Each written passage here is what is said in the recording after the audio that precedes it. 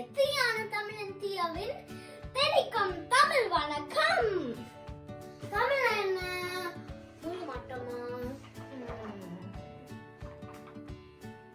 இல்ல, அது உணவு, பண்பாடு, பாரம்பரியம், கலாச்சாரம் எல்லாம் சேர்ந்துதான் தமிழ்.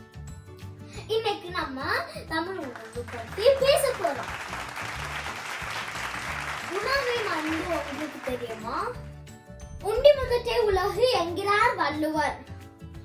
உணவு உடலுக்கு சக்தி கொடுக்கும், வளர்ச்சிக்கு உதவுகிறது. உணவு உடலையும் உயிரையும் வளர்க்கும் அமுதாகும். ஆனால் இந்த நிலைமை என்ன? எல்லோரும் பீஸா, பர்கர், சாசேஜ், கப் கேக் எல்லாம் சாப்பிடுறாங்க. அது நல்லதில்ல. அது நிறைய நோய் கொடுக்கும்.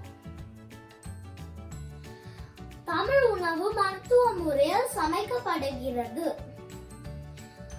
மஞ்சள் கிருமியை கொல்லும். இஞ்சி சளியை நீக்கும். கொத்தமல்லி பித்தம் நீக்கும். அதனால் நாம் உண்ணும் உணவில் காய்கறிகள், கீரைகள், பழங்கள் எல்லாம் சேர்க்கணும்.